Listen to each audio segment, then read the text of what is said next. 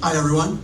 So what I want you to write on your papers is the direct people in the transaction.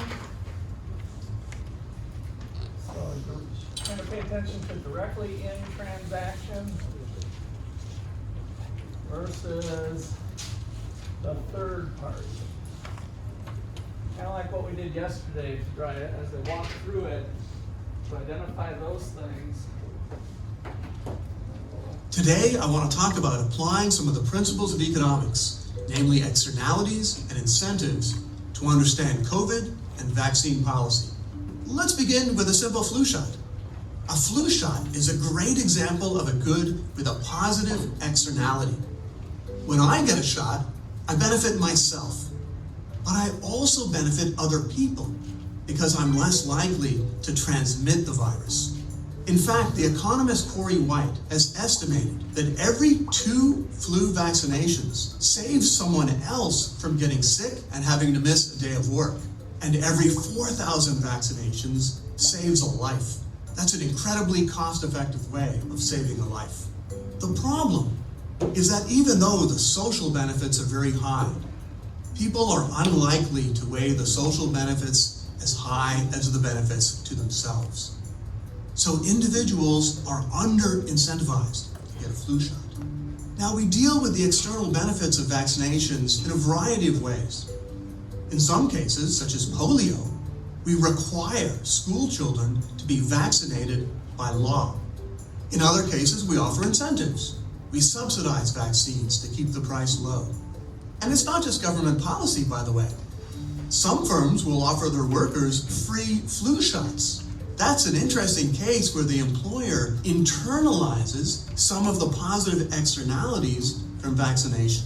COVID is especially fascinating because we can actually see the externalities in market prices.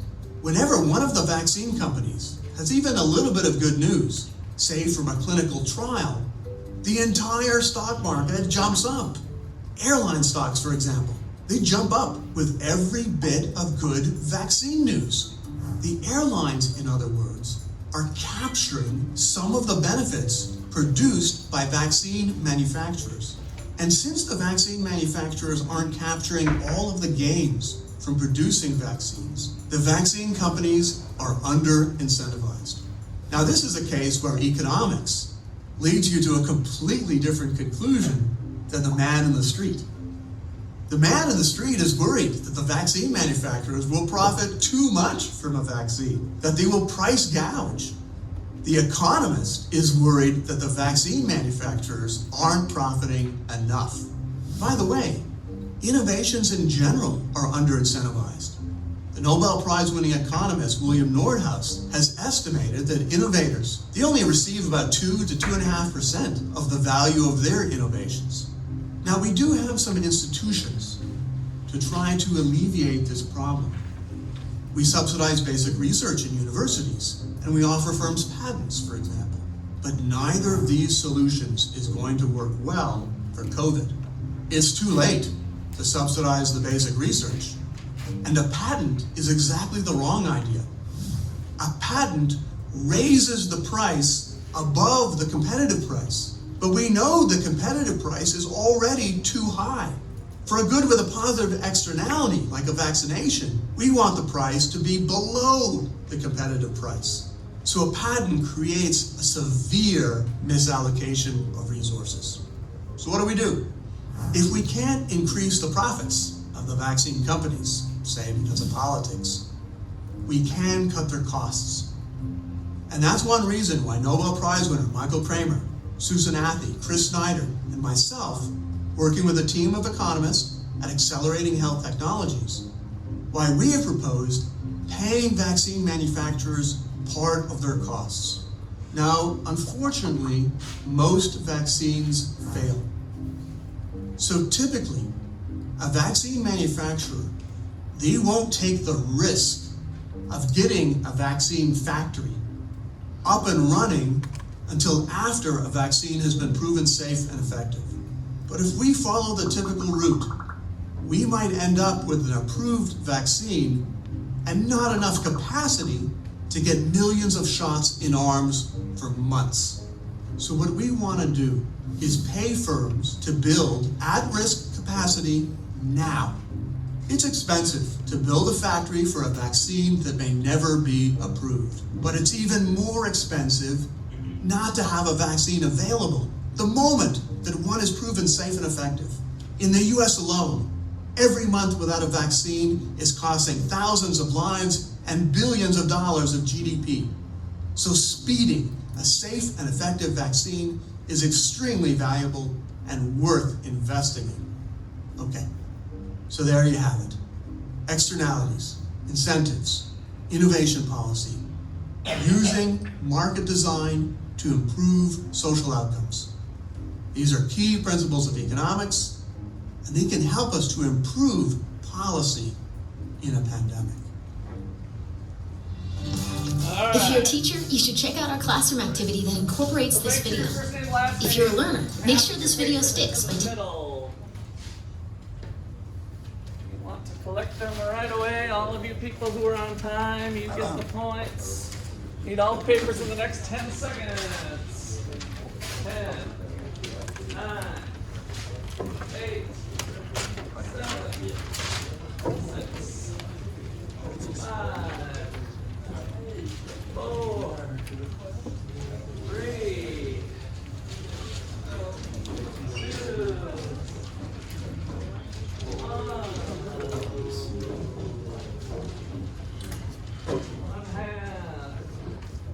1/2, 1/3, 1/4, 1/5, 1/6, 1/7, 1/8, and 0. All right. So let's start with who are some of the third parties in this case? Airlines they showed. Okay, who else? And you can even go outside of possibly what they said on here, but what'd you say, the stock market, owners of companies? If the airlines are making more money, that means more people are flying. I imagine all the restaurants and shops within airports make more money. Yeah, so the other businesses kind of related to stock market, and the people who at the airports, good point. So other people running businesses at airports, right? So he kind of focused it in on airlines. But there's basically shutting the economy down was the big thing that affected lots of people. So there's lots of third parties that are in there. And so who is the direct transaction involving with the vaccine? Wouldn't it be the vaccine company? The vaccine company is the seller, and who's the buyer? People get it. People who get the vaccine. So how many of you know some anti-vaxxers? Right? Yeah, people who are kind of, not wanting to do it. Did those people benefit from the people who did get the vaccine? Let's just set aside, philosophical differences about vaccine, but did the anti-vaxxers get the benefit of people who did get the vaccine? Yeah, less spread, right? Less chance of getting it. So that's what we mean by the externality, is that there's people that are impacted either in a positive way or a negative way from people participating in the transaction. And so when we have externalities involved, the market is not providing kind of the society's ideal amount, the social outcome that he talked about. Markets generally provide kind of the ideal social amount of beer, pizza, and chicken wings or whatever, because those things, when they're internalized by the buyer and the costs are internalized by the seller, society's costs and benefits are internalized in the transaction, right? So think about absent of externalities, those things get taken into account in the purchase price. So the purchase price is actually a pretty magical thing in the marketplace. The purchase price reflects a lot of things of the values people place in society. And when that price goes up, that means something is more valuable, but we don't have to necessarily know what it is, if it's part of the inputs or the output, or things going on in a different country, or things going on in a different state. All we know is that the price goes up, and you go to the store and you're like, gosh, the price of chicken is double. I'm going to buy some pork chops. and you start economizing, so to speak, you start buying less chicken, but you don't know why chicken prices are high, right? But it's because of some underlying factor related to the economy and the quantity of resources or possibly the output. Okay, so the video then teased out our other situation of positive externalities. So yesterday we left off, and we'll come back to that too. Let me see somebody's notes from yesterday. Mary, did you?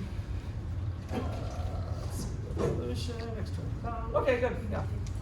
So today what we're going to look at here is a positive externality.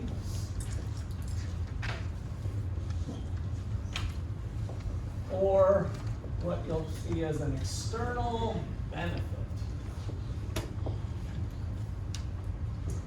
And so this is, when I gave you the definition of externality yesterday, I said it was a cost or a benefit borne by a third party, not directly related to the transaction. So everything kind of remains the same with a third party business, but now we've got this external benefit. All right, and so let's just draw a picture of what happens.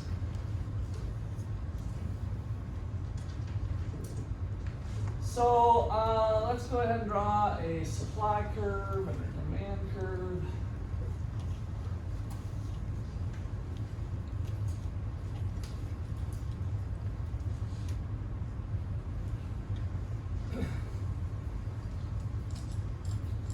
All right, so let's think about education. In general, if we have an economy, would you prefer to have an economy with a little bit better educated people or not so educated people?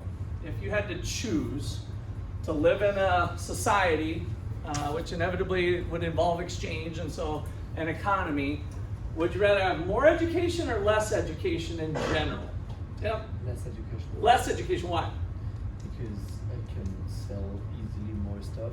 Okay, you could sell easily more stuff. I don't know about that. Daniel?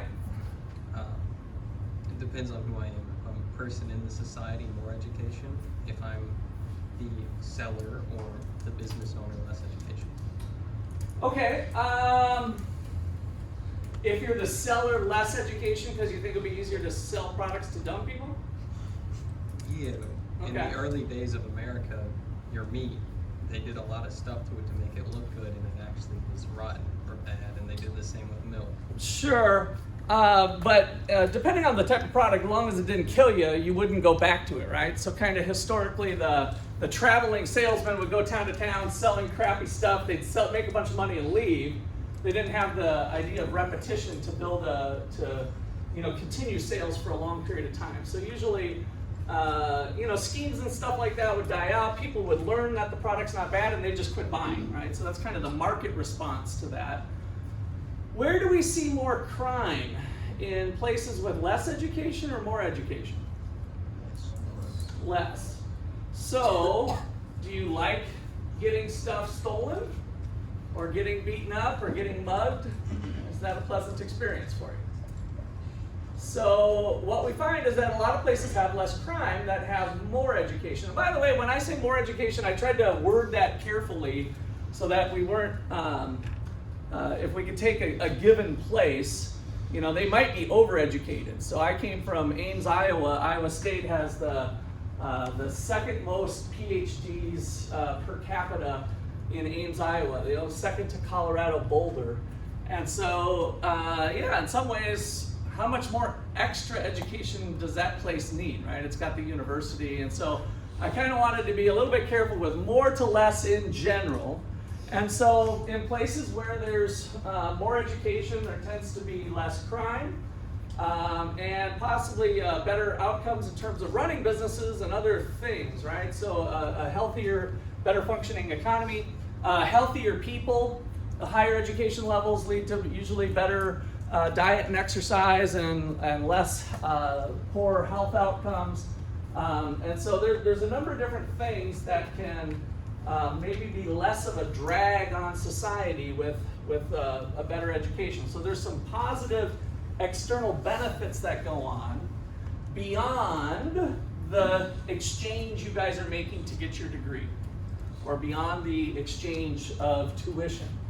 So I'll focus in on college here, even though I think we could do it a little bit differently, but it's a little bit easier. So imagine that we have a level of education here at, I don't know, $22,000 worth of tuition. And we've got 1,000 students being educated. But we find that there's these external benefits to having a higher college education percentage rather than lower due to the things I mentioned. So, is this level of education that the market is currently doing, and by the way, we're talking here kind of a hard thing to imagine, but this is the free market. So there's currently no government intervention or anything. This is just people wanting to go to college to get a degree or whatever. And we could, talk about community college or something else too with certificates or other education. So with that in mind, is there too much education or not enough education going on with this external benefit in place? Is this too much education, 1,000 people getting educated? Is it too much or too little relative to what society would kind of want, taking into account all this less crime and better functioning society, better healthcare outcomes, that sort of thing? Daniel? Too little. Too little. So we'd like to see a little bit more, right? So the social outcomes. So why? The cost of education, so the supply curve is the marginal cost curve. So this is, OU, and this is you students, right? And so you're engaging in this transaction. But the social cost, if we take in the extra benefits, so we can do this one a couple different ways. We can think of it as the cost is actually lower because there's these benefits of less crime compared to what all the costs that OU faces here. Or you can think about it this way, which I think is the better way to think about it, that you are getting a benefit. You're choosing to go to OU to get the benefits of a better job and everything. You're not really thinking about the fact that you're contributing a little bit to these external benefits of less crime and other things with society. And so the social benefit curve is actually higher. And so at 1,000 people going to school, the private benefit is here at 22,000 because that's what they're choosing to do to go to school, but the social benefit is something higher. The private benefit of this many people going to school is here, but the social benefit's higher. The private benefit of going to school for you guys is here. There'd be less people going to school, bear in mind, but there's still positive benefits being going to society. And so the social benefit curve, so the marginal benefit to society is something higher. And so what the video was trying to show was how we're not getting kind of the ideal outcome in society because of the external benefit there. And so there should be more vaccines or more education in this case relative to what the free market would provide on its own. And so here, let's say this ends up being 1,200. And so this is the economically efficient quantity is actually here, not what the market's providing, which is a distinction from what we had before. So absent of externalities, the market quantity was giving us the economically efficient quantity, and now it's too little. All right, so key point. The market quantity, if you guys want to put market here, is less than the efficient quantity, meaning there is less than the ideal amount being produced by the market.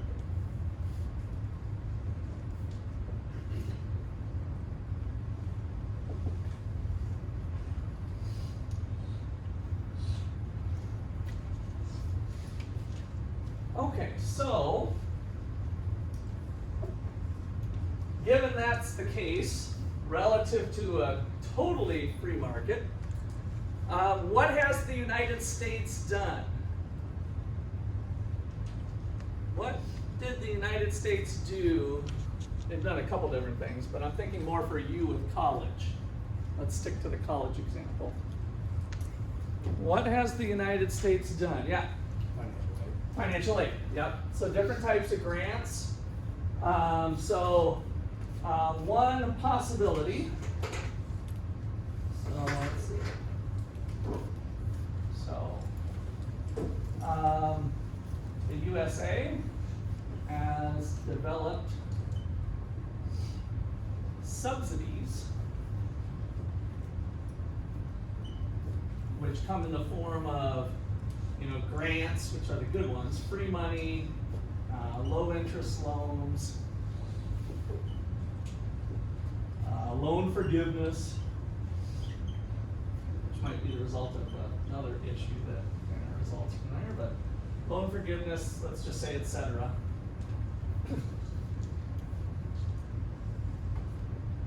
So the United States, over time, through the use of the government, has used tax dollars and borrowing to subsidize the activity. All right, so somewhere over here, depending on how much they nudge, it's going to encourage more people to go to school. Right? So more people are going to go to school, and that would increase the quantity. So the question that one of the films did is, can the USA, let's say, correctly identify QEE?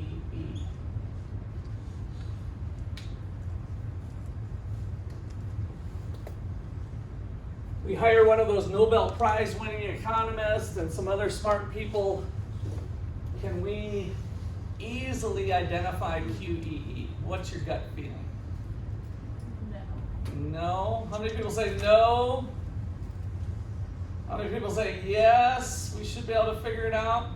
So that's one of the, I'd say, criticisms of economists, some economists, not all economists. You're going to learn as you go through with this that economists fight with each other over a number of things. But we kind of come off very scientific. We got a Nobel Prize. Well, so does chemistry, so does physics. And we deal with social sciences, but there's really a lot of noise in here on trying to figure that out. So I think most economists would probably agree that relative to a completely free market, it's somewhere over here, but it's really hard to identify. And so I am one to say that I think there's been too much subsidy, that we have too many students in college, I'm sorry to say, that the student loan debt crisis is not good. It doesn't end up being a very good metric. Students come here, unfortunately I'm talking to probably a few of them, not all of you, just from my experience. I've been doing this for 30 years, but some of you aren't going to go all the way to your degree. And you're currently taking on $20,000 a year of debt, so you walk out of here with $40,000 after 2 years or 3 years and you don't have a degree. That degree is the piece of paper that really gets you the job benefits to justify taking on some student loan debt. And so I think there's been somewhat of an and I believe this is correcting itself now, by the way, but I think there's been an overstatement of gotta go to college, there's pressure from your parents. And then the other problem that some other economist said once, Paul Krugman, was that we've got, make sure I quote him right or paraphrase him right, we've got too many dumb rich kids in college and not enough poor smart kids. What do you think that means? We got too many rich dumb kids in college and not enough smart poor kids. What do you think that means? Yeah. All the kids that don't have the resources that should be in college. Yeah, not necessarily should be, because again, we got to be careful on whether they're going to actually, have the capabilities to do it. So he was careful to say smart dumb kids, not dumb kids. We don't have too many rich kids and not enough smart kids. He said we have too many dumb. Sorry if you're one of them. I don't think you are, right? You're all in here, so you're good. Taking econ. Too many dumb, what? Rich kids, and not enough smart poor kids, right? Because of the cost of college and other things, and supportive families, and that sort of thing. All of that plays into it, but we don't. It's hard. I just kind of want to leave it with it's hard to figure out QEE, and so I think we've had in some cases maybe too much subsidies, but now we've maybe cut back on some of those subsidies, right? On the number of Pell Grants that we have and other things. So it's a process, and it can be kind of ugly, and it's not something that's easy to just kind of say, oh, well, let's just throw some money at college or give some money to college kids. Yes. Do you think it'd be better if more kids went to possibly like trade schools since they seem undermanned at the moment, I guess? Yeah, and some kids do. That's what they end up doing. They go to 1 or 2 years of college, and it's not their thing, and then they go get a trade school certificate, and they're making $90,000 as a welder. Meanwhile, our exercise science kids are making $30,000 with a college degree, right? So, kind of having people sort themselves more effectively into the thing, God meant them to do, and maybe it's not all God. Meant things. Sometimes we have to do things we don't like, but a $90,000 paycheck's not a bad start, right? If you're a musician and you can weld Monday through Friday and play gigs on the weekend, that's not a bad way maybe to carry out some of your passions. All right, so can the U.S. correctly identify QEE? All economists, I think, would say no, by the way. So no. Economic models cannot measure all of the information necessary to get a good QEE and subsidize appropriately.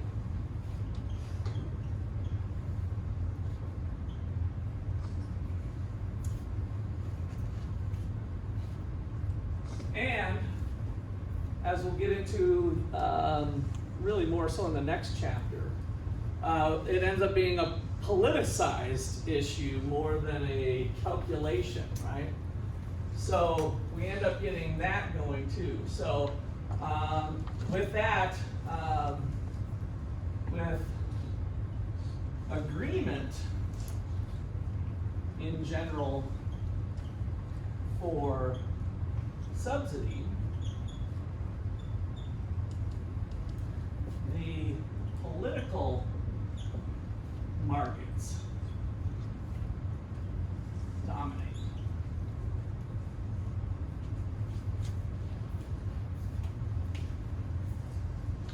And politicians are even worse than economists at trying to get some of them, even though they'll kind of cherry pick some things that they want to satisfy their agenda. But political markets end up dominating, at least the story in the United States. So, what are some of our outcomes in the USA? If you guys don't know, student loan debt, they call it student loan crisis in general. So, student loan debt crisis. Let's just put crisis in quotes, because that would be maybe, how do you define a crisis or whatever. So basically, heavy student loan debt, though. I think that's pretty apparent.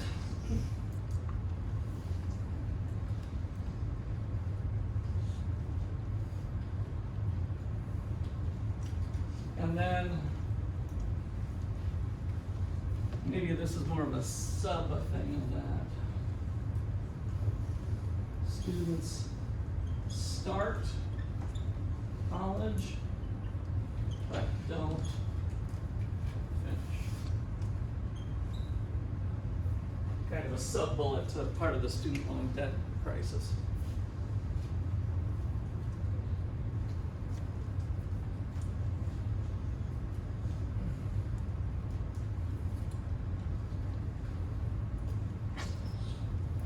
All right, so the last thing I wanted to do on your picture is just to color in a little bit of this part here. So one thing is that we have the top part touches the supply curve, and this is now PP. This is the tuition that OU has once we take into account the government subsidies. So let's just say, again, just keeping the numbers easy here, OU now is getting $24,000, and you guys are paying $20,000. Is the price the consumer pays. So it's flip-flopped. So it worked in the sense of reducing college tuition through grants and these programs. So we have lower college tuition, but we might not have always thought that the businesses, the universities, benefit from that too. So we're right back to what we started with the tax, that the tax is always shared between the producer and the consumer. Same thing with the subsidy. So Auto University is enjoying the fact that there's federal programs for you guys to do. We got, by the way, a ton of money that I wouldn't agree with. I'm not, by the way, I gotta be careful when I'm saying this. I totally agree that every business should jump on these opportunities when they're given to them. That would be the kind of the correct thing to do. But we got an obnoxious amount of money from the COVID policies. Remember how they were dishing out money for COVID? Well, the universities were kind of a spot where it was easy to give money because it's like, oh, we're supporting education. This is good, right? We need more people educated. And so there was a lot of grant money that was given. We got at least $3 million at Auto University. And $3 million is a lot for our little university. So $3 million from the COVID grants came our way. So bottom line is Ottawa University and students share the benefits from the subsidy program. So where that leaves us then is if we don't end up getting here and we don't get the result that we did, it's a pretty expensive program. And so there's government spending that's taking away some of that, and we end up having a deadweight loss from society equal to that triangle region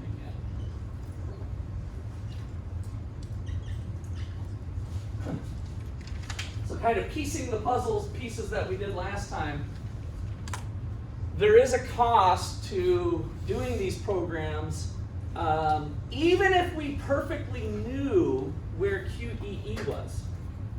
So even if we knew where it was, there's a cost to the program because the spending is greater than what the changes in consumer producer surplus were. Okay, let me pause there. That's probably enough. I probably said more than I was going to. I'm going to give you one other little example that the book goes through that's kind of nice. Any questions so far? Yeah? What do we do with all the money from What do we do with all the money? Oh, it's long gone. It went to buy our nice equipment in here, and now we did have to offer some additional classes. So I taught one out of just to give you an example, I was called out of the blue. Russ, can you teach this personal finance class? You can do it remotely at OUAZ because they had additional funds. They had to get students enrolled. So part of the way they were using the money was to get additional students into more classes. But we were kind of scrambling to spend it. And so I had a number of students that took that class.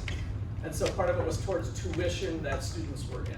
So for, putting additional classes. I think COVID-related stuff was covered. So buying masks, buying the gel, spray gel outside, all of the COVID-related protection stuff, I think was eligible to use that money for. So.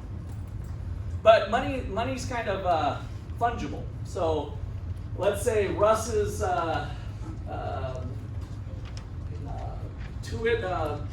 pay was able to be covered under COVID.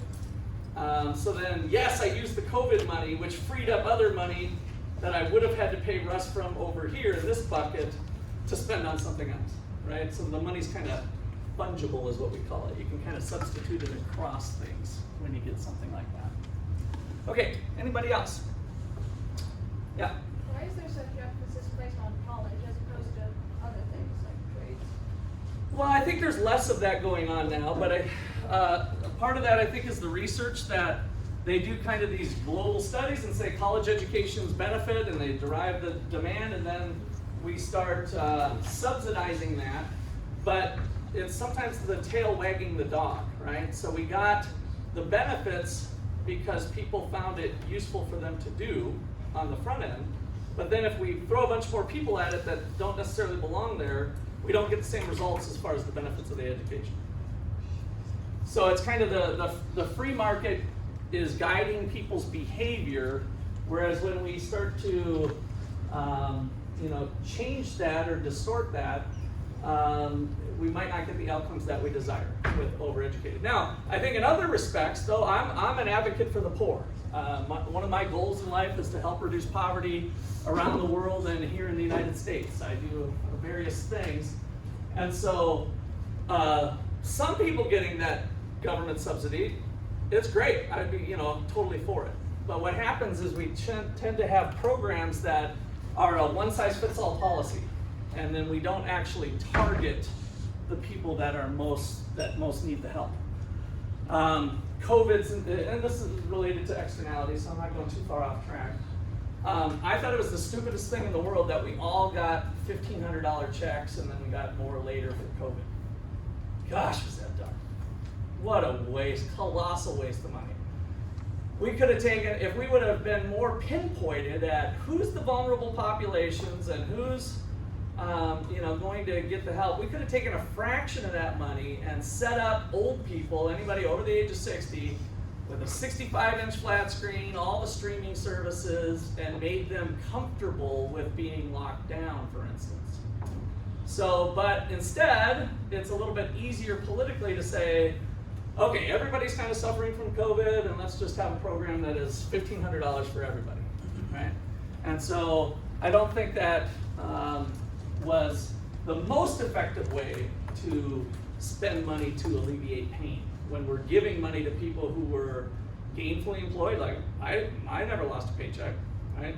So in fact, it was kind of nice. I fished, the most I ever fished was in 2020, because I did a little Zoom stuff and some of the classes were canceled, and then fishing, all the stores were shut down. I was fishing about every day. It was great. Still got to get my paycheck, and then the government sends me another paycheck for $1,500. I didn't need the money, right? So that kind of is what happens when we get into the kind of the political arena outside of, and we use economics to analyze that, so that's what's helpful with our toolbox as well. Okay, so the one in the textbook is kind of interesting example of an externality. They talk about Walt Disney going to Florida. What did he build in Florida? Disney World. How many people have been to Disney World? In Florida. Okay, so when Walt Disney, he originally started in California, and so when he did the California thing, he found that what happened to the value of real estate around his amusement park? What do you think happened to the value of the real estate? Went super high, right? And so all of a sudden, Marriott and other hotels and other restaurants and other places are buying up the land around Disney. And so his transaction, so to speak, of building an amusement park, charging people to come to it, right? Value the price of the land, caused an external benefit to landowners surrounding it. So he got a little more crafty after he learned that lesson when he went to Florida. And he ended up buying all of the land around where the amusement park site was.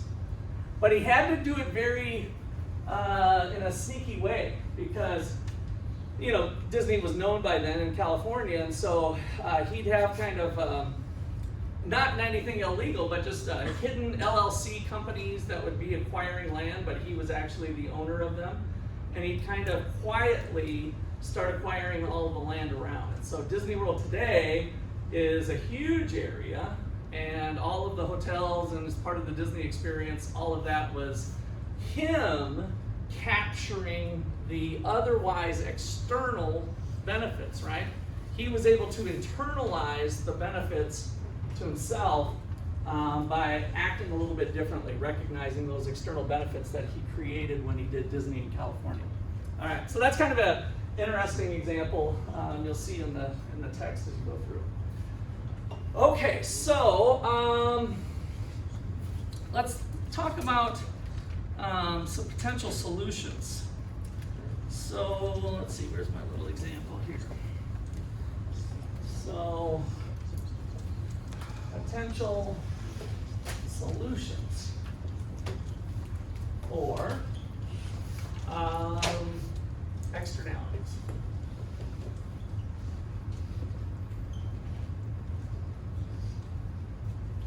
So number one is trying to internalize the externality.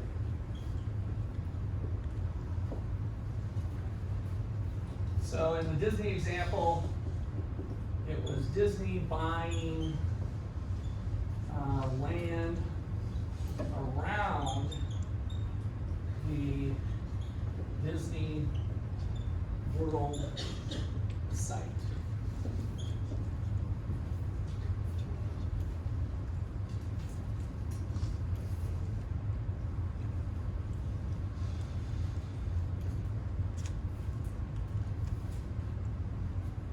So another example would be polluting businesses having to pay for air.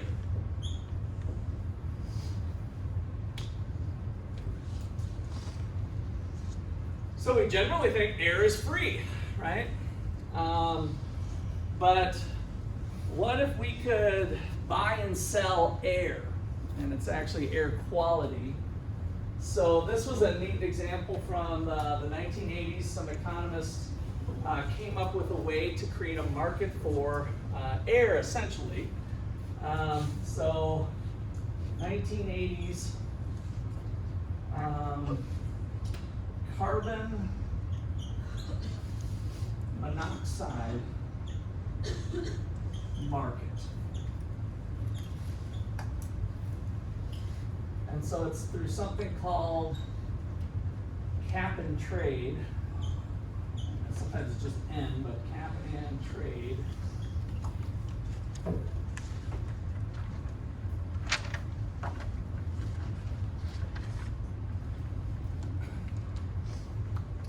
And so it goes something like this. Here we're measuring time, and here is carbon monoxide. And it kind of looked like this. So here we are in 1980, and carbon monoxide levels were at 100. I'm just making up some numbers here to kind of motivate this. And scientists start to figure out with smog and other things that it was carbon monoxide that was a large contributor. So factories would be having their exhaust go out. And if we continued on this trend, that was bad news, right? So in 2020, when we get to our time over here, so I was trying to figure, in 2024, this would be at pretty dangerous levels, some bad health outcomes and other things, right? So we're in a bit of a sticky point though, is like, can we just shut down all these factories, right? How do we handle this in a way that might be healthy for growth going on and not completely destroy companies that had been there for maybe a long period of time. All right, so the problem was that updating your smokestacks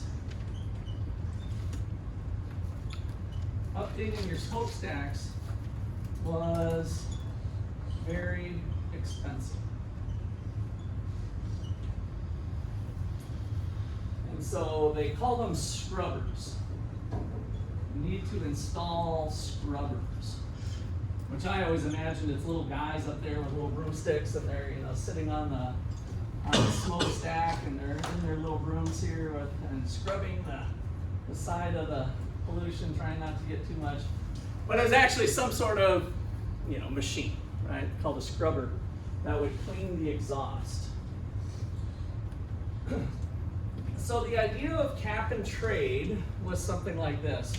What if we allowed all the existing producers to continue to pollute at the same levels they were?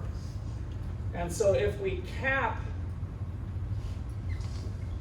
put a cap on pollution at the current levels, and the future was the problem, like, Mother Nature could probably handle a lot of where the pollution was at, but similar to climate change and other things, it was down the road where it looked like some dire circumstances. And so if we did that, then by 2024, we'd still be where we're at a decent level relative to where we'd be if the trend continued. You guys with me on that? Okay. So, the solution proposed by the economists is to issue individual transferable permits. I'm sorry, quota permits. I want to put the Q in there because it's quota permits. So these are ITQs. And this ITQ gives you the right to pollute.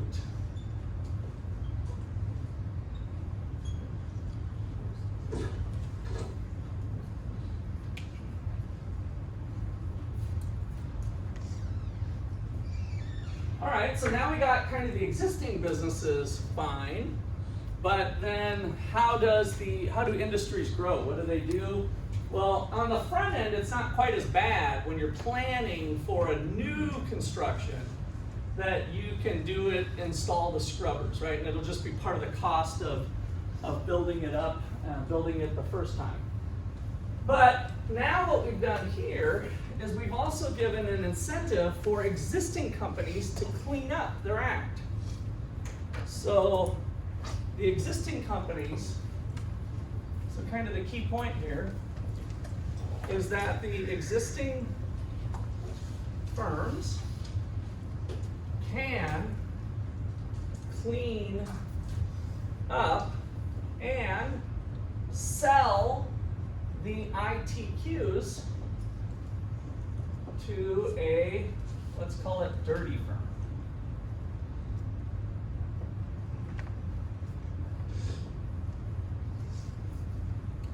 Because it was a transferable right, right? So now, let's say these scrubbers cost $1 million to invest in the plant and install the scrubbers, but you know that you can get $800,000 or maybe even a little bit more, but to sell those on the market. And so then other existing firms that want to expand production, they now can buy the permit from the clean firm, the firm who cleaned up. And so we have this now being traded, and so we've successfully been able to allow the market to maneuver around and have people effectively pay for the pollution. They're paying for it now because we've created an opportunity cost. There's actually a cost of holding and staying, being a dirty firm.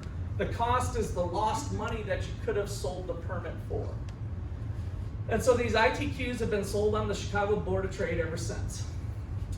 So ITQs to a dirty firm, so Chicago Board of Trade. That's kind of like the New York Stock Exchange. It's a formal trading. Chicago Board of Trade facilitates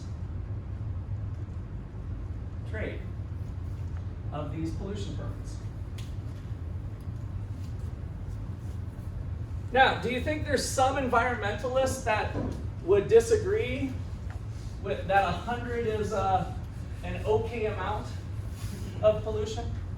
Do you think some environmentalists might say, have some disagreement? Maybe there's even some scientists that came up with some different numbers that they're like, no, 100's too much. We gotta get rid of it. Do you think that's a possibility? Environmentalists will do that? Guess what they can do now to reduce pollution? Guess what the environmentalists can do? If it's a real big pressing need and it's something that's going to kill everybody, wreck the environment, wreck their kids' lives, what can the environmentalists do to help reduce carbon monoxide from its current level of 100?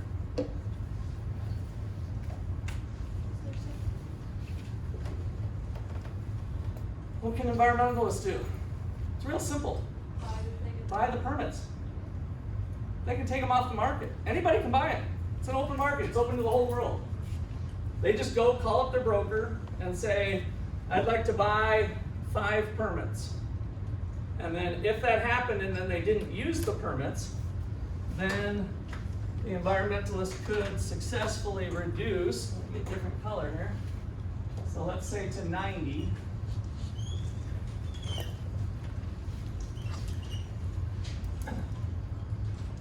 They take them off the market. So now environmentalists can put their money where their mouth is, and their donors or whoever, and it might be a serious issue. But now they have the opportunity to do that through actually right away physically removing that amount of pollution from the market. So note, anybody can buy the ITQ permits.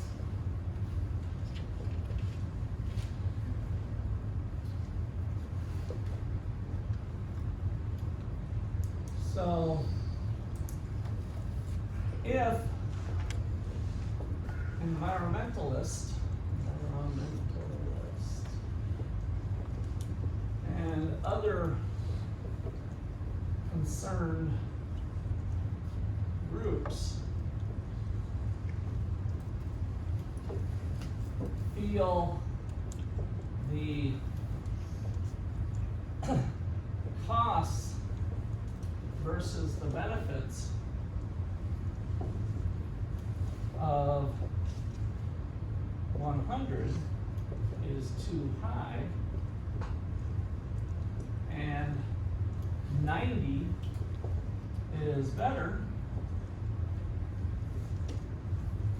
just buy 10 of them.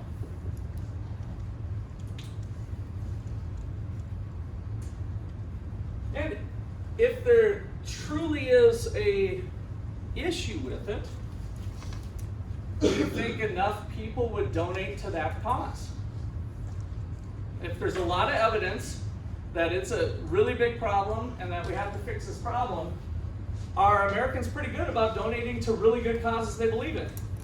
Yes, they are. Yeah, we're the most charitable nation on the whole planet.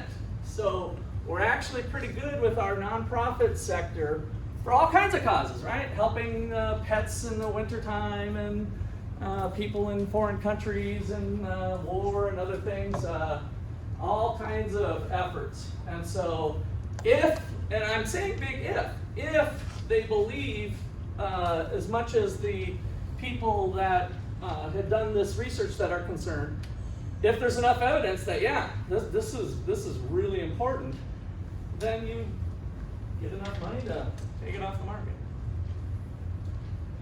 Would people that own them, would they be willing to sell them to people they know would take them off the market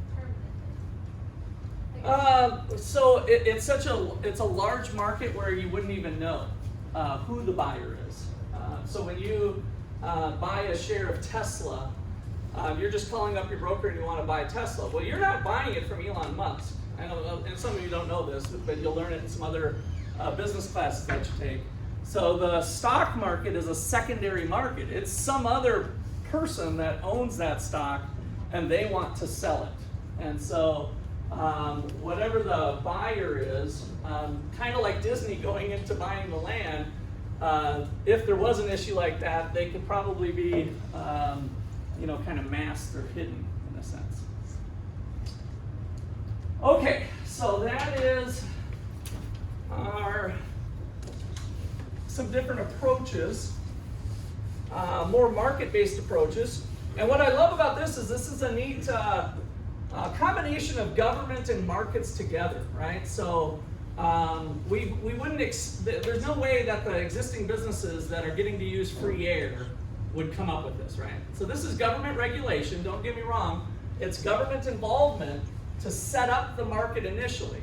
But what's nice about this is that once the government sets it up, now it's on autopilot. It just kind of, supply and demand moves around and we get the outcome that we desire as society, that pollution was capped at that current level. And we don't care what goes on, who buys or sells the permits or whatever. We know that it's been capped. I guess in the case of groups taking them off the market, then it would even be reduced. But we know it's no greater than the 100. Okay, so our next topic, where markets don't work so well, is with public goods. So public goods.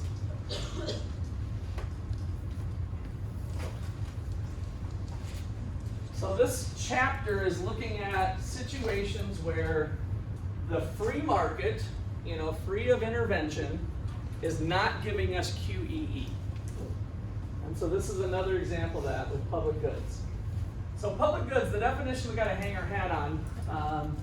In fact, I might even write this just for starters, is that public goods are not necessarily government-provided goods in economics class. Even though outside of the class, we might look at things a little bit differently. So public goods, these are not government-provided goods necessarily.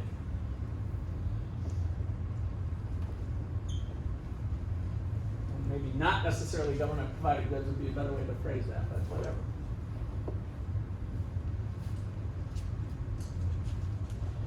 So not necessarily government-provided goods.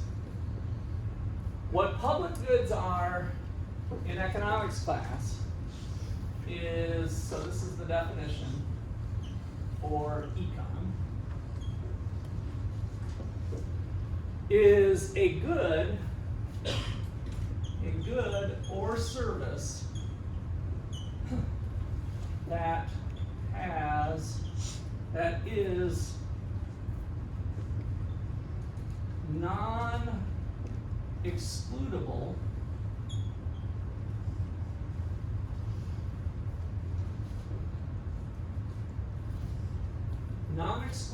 and non-rival in its benefits.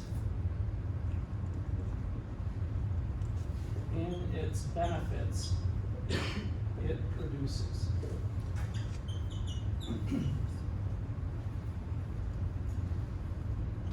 A good or service that is non-excludable and non-rival in its benefits that it produces.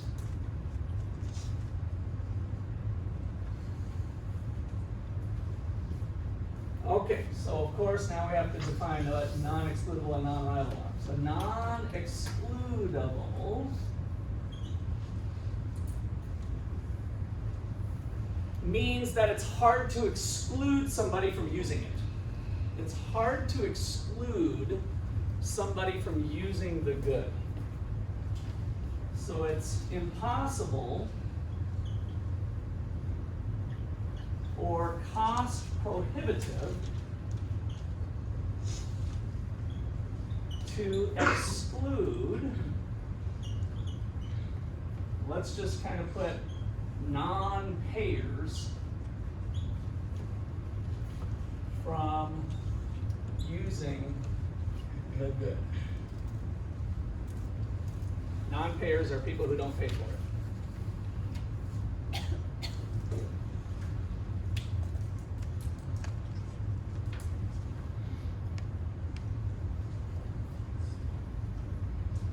Okay, so we had one example was national defense that we talked about before.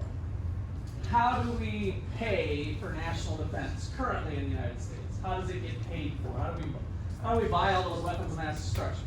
Through taxes, right? So it ends up being the government doing it. And so now we can kind of think about why, and the government would struggle with this too, is let's say the government identifies that Russ McCullough at 205 East 13th Street hasn't been paying his taxes. Can the government say, okay, you can bomb the hell out of McCullough, but you can't touch his neighbor? Can the government allow my neighbor to enjoy national defense without me enjoying national defense? Is that possible? No, right?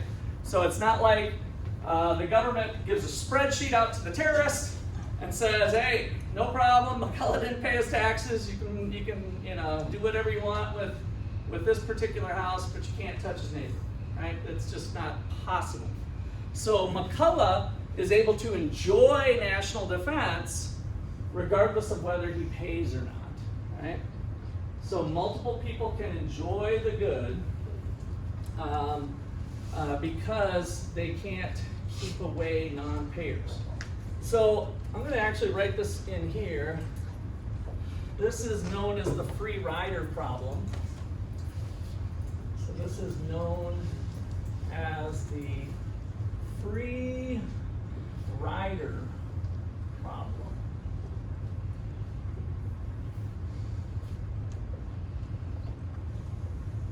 So free riders are the people who are getting the benefits of it without enjoying or without having to pay for it.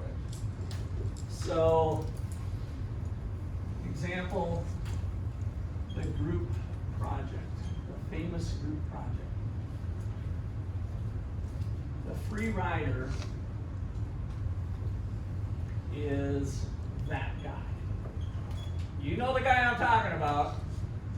Right? Group project, there's 5 of us. We're all going to do our fair share, right? We all want to get an A. We all have equal goals. And we have to put in a lot of work. And how many of you have experienced a group project where somebody's not pulling their weight? That's the free rider, right? So they're able to, because the group is going to be judged as a group or graded as a group, they can not do the work knowing that, oh, I've got a couple smart people that really care about their grades and I'm not going to do anything and I'm going to get the A. So that is the free rider problem. Okay, questions or comments on that part? Non-excludability.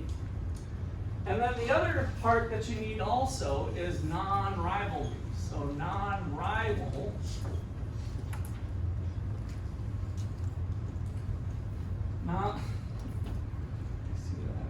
correct that I missed something, but I didn't actually miss something.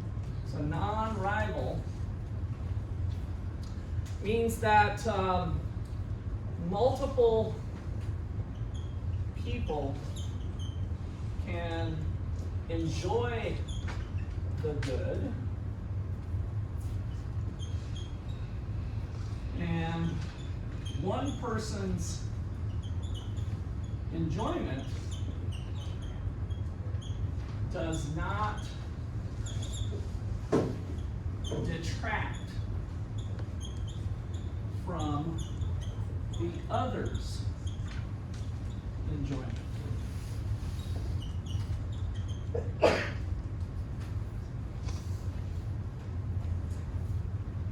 So multiple people can enjoy the good, at the same time. Maybe if you want to, simultaneously or at the same time.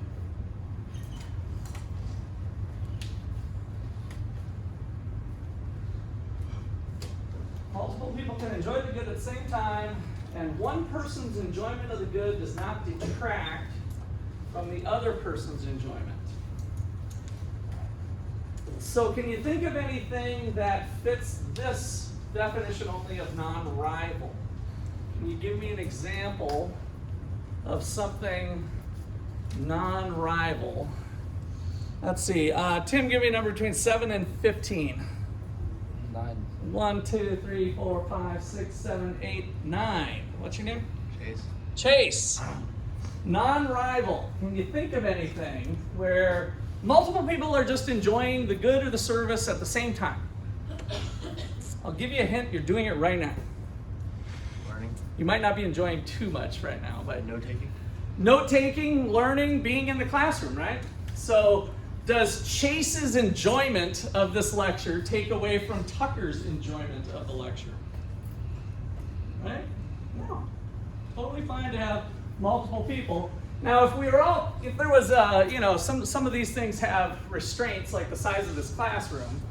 If we bring in 100 people into this classroom, are some people's enjoyment being, crowded out, right? If we're all shoulder to shoulder, the enjoyment. So we can get into congestion issues with this particular aspect in some cases.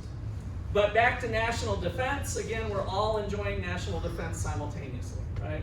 And my consumption of national defense doesn't take away from other people's enjoyment. But you see how weird we're getting in economics. We're talking about enjoying national defense, which you probably never thought about doing before, right? Okay, so questions or comments on non-rivalry? All right, so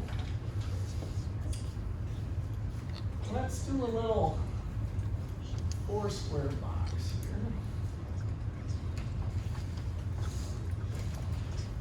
here. What would be a rivalry enjoyment? What's that? What would be a rivalry enjoyment? Okay, good question. So, and we're going to kind of get to that here. So let's do It's like sharing a rival with your friend. and non-rival, and excludable and non-excludable.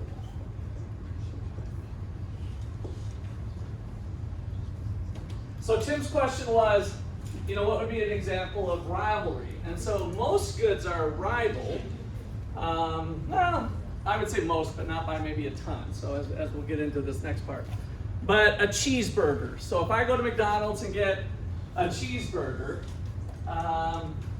Tim, can you enjoy that same cheeseburger that I am enjoying? The full cheeseburger.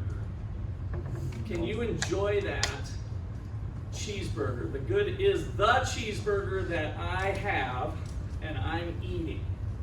Can you enjoy that at the same time I am? No. So I eat the cheeseburger and, we could get gross and I could stick my finger down my throat and, barf up the cheeseburger, but then it's a different cheeseburger, right? I mean, that wouldn't be fair. So, but that might be one way. But the cheeseburger is rival in consumption. So that particular unit, and of course you can go buy your own cheeseburger, but now your cheeseburger is rival from somebody else as well, right? So yes, multiple people can enjoy cheeseburgers, but they're different cheeseburgers, which is different than national defense, right? Right now, we're all enjoying a certain inventory of missiles and a number of troops in our armed forces. We're all enjoying that at exactly the same time. It's different than the cheeseburger. So rival, that would be an example of rivalry. how does McDonald's exclude me from eating a cheeseburger? You gotta pay for it, right? What do they have as a device to keep me from eating the cheeseburger without paying for it? The counter, right? There's a little barrier there, and they got them in the back, and you know they can maybe call the police, but they create some systems. I was just at a thing for conference, not a conference, what am I trying to say? Presentation. My wife drugged me to a horse thing at Pinstripes, and I was kind of surprised that they had this upstairs bar, and then they had the downstairs bar too, which was kind of similar to what they did. Is they had booze bottles like right, you know, like.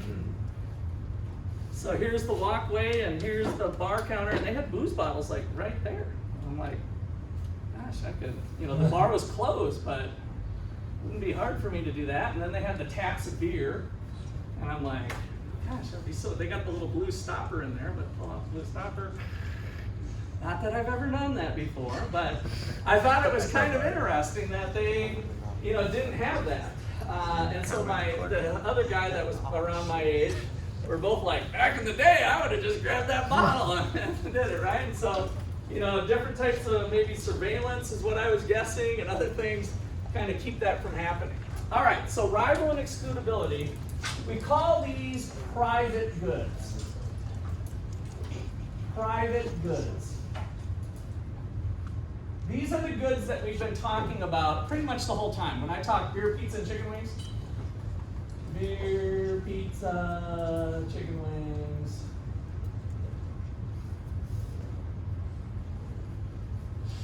Those are private goods. So they're both excludable and rival. Now, what's something that's excludable and non-rival? So kind of going back to Chase's thought, is the OU education, what you guys are all wonderfully experiencing right now simultaneously with its non-rivalness, is it excludable? Yeah, right? So the lecture today is excludable and non-rival. So sometimes we call these club goods. And so we now, if we really start thinking about it, there's a lot of these, right? So let's put, first of all, I guess, lecture, movie theater,